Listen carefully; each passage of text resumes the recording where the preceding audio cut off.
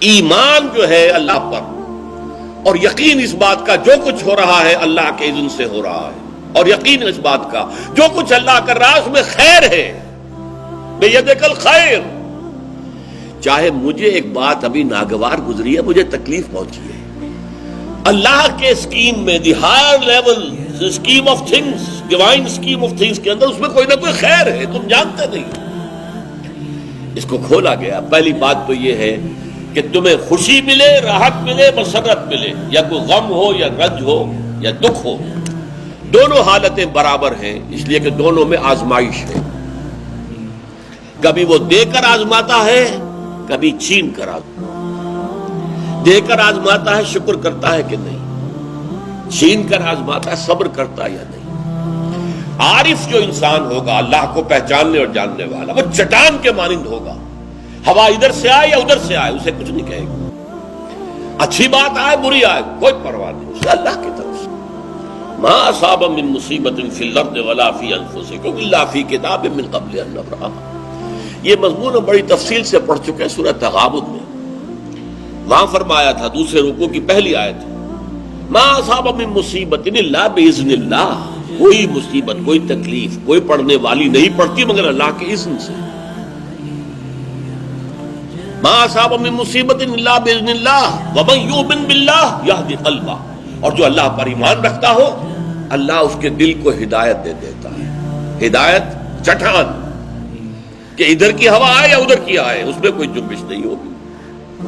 جتنا انسان دیکھیے ایک ہوتا ہے فوری طور پر ایک ریفلیکس ایکشن کی حد تک متاثر ہو جانا، یہ تو ہوگا، آپ کا ہاتھ یہاں رکھا ہوا تھا، کسی چیز نے کاٹا، آپ کا ہاتھ فوراً جو ہے اٹھ کے آ جائے گا، اس میں آپ کے ارادے کو کوئی دخل نہیں ہے، یہ ریفلیکس ایکشن ہے، آپ کی سوچ کو آپ کے ارادے کو کوئی دخل نہیں۔ تو کسی خیر سے عارضی سا فوری سے مسرت ہو جانا اور کسی تکلیف سے عارضی سی فوری سی کوئی اس کا تاثر ہو جائے، یہ خلاف ایمان نہیں۔ لیکن اگر یہ پینڈولم زیادہ حرکت کر رہا ہے، خوشی میں زیادہ ادھر چلا گیا، غمی میں زیادہ ادھر چلا گیا، تو جتنا اس پینڈولم کی رینج ہے اتنی ہی آپ خدا سے دور۔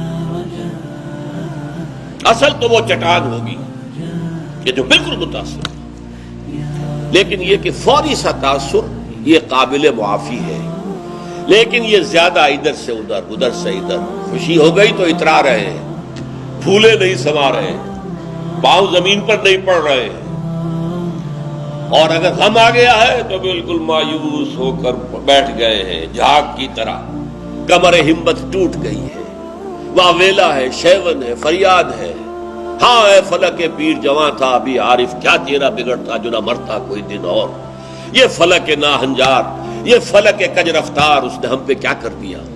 یہ ساری باتیں جو ہے یہ اللہ سے محجوب ہونے کی علامت ہے۔ اب اس میں بھی درجے ہیں کئی۔ دیکھیے پہلی بات یہ ہے کہ خوشی والی بات ہو غم والی بات ہو دونوں برابر ہیں، کیونکہ یہ بھی آزمائش وہ بھی آزمائش۔ یہ بات سورۃ الفجر میں کہی گئی بہت خوبصورت انداز میں، اللہ تعالیٰ نے انسان کی تھڑ دلے پن کی شکایت کرتے ہوئے، شکوہ کرتے ہوئے کہا فَأَمَّا الْإِنسَانُ إِذَا مَا ابْتَلَاهُ رَبُّهُ فَأَكْرَمَهُ وَنَعَمَهُ فَيَقُولُ رَبِّي أَكْرَمَنِ۔ اس انسان کا حال عجیب ہے جب اس کا رب اسے آزماتا ہے اور عزت دیتا ہے، نعمتیں دیتا ہے، تو کہتا ہے میرے رب نے مجھے بڑی عزت دے دی۔ وَأَمَّا إِذَا مَا ابْتَلَاهُ فَقَدَرَ عَلَيْهِ رِزْقَهُ، اور جب اللہ آزماتا ہے اسے اور اس کی روزی تنگ کر دیتا ہے، فَيَقُولُ رَبِّي أَهَانَنِ، یہ کہتا ہے رب نے مجھے ذلیل کر دیا۔ کلا، ہرگز نہیں۔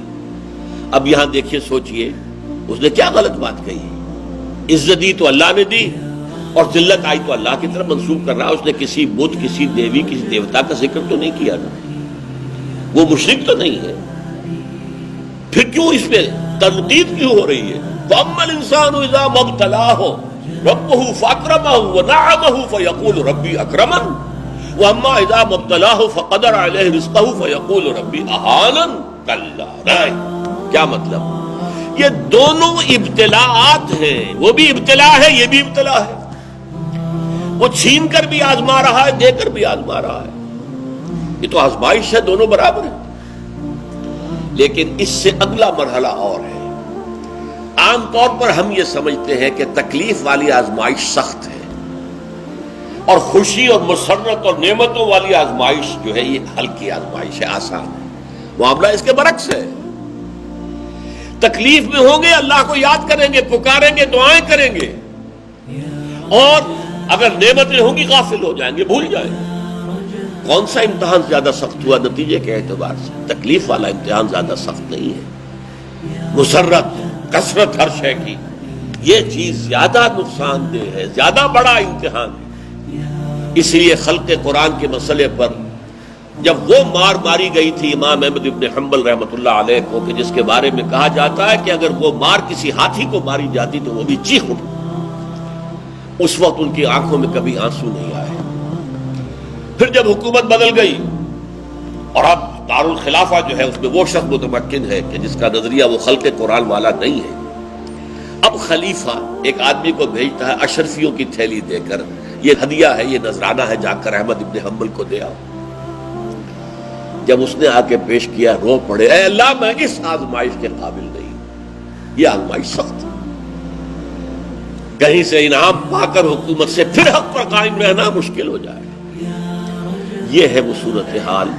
ما صاب من مصیبت فی الارض ولا فی انفسکم الا فی کتاب من قبل ان نبرأها ان ذلک علی اللہ یسیر لکی لا تأسوا علی ما فاتکم ولا تفرحوا بما آتاکم واللہ لا يحب كل مختال فخور۔ اور اللہ تعالیٰ کو شیخی خورے، فخر کرنے والے، اکڑنے والے بالکل پسند نہیں۔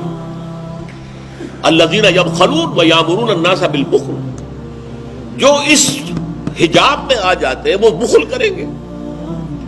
دولت ہی سب سے بڑی شے ہے، سنبھال کر رکھو، خرچ کرو گے تو ختم ہو جائے گی، دولت کی بنیاد ختم ہو جائے گی۔ اپنی تجوریوں کو بھر کر رکھو، خالی نہ کرو۔ اور جو شخص خود بخل کرتا ہے وہ دوسروں کو بھی بخل کا مشورہ دیتا ہے تاکہ اس کے اپنی بخیلی پر بھی پردہ پڑا رہے۔ بھائی کیا کر رہے ہو تم نے؟ دونوں ہاتھ کھلے چھوڑ دیے ہیں، تمہیں کوئی فکر نہیں ہے، تمہاری اولاد ہے، اس کے ضرورت تقاضے ہوں گے، تمہاری بچیاں ہیں، ان کے ہاتھ پیلے کرنے ہوں گے، کیا تم نے سوچا ہوا ہے؟ وہ مشورہ بھی بخل کا دیں گے تاکہ ان کے اپنے بخل کے اوپر بھی پردہ پڑا رہے۔ یہ وہ کیفیت ہے کہ جو پھر محجوبیت کے اندر پیدا ہو۔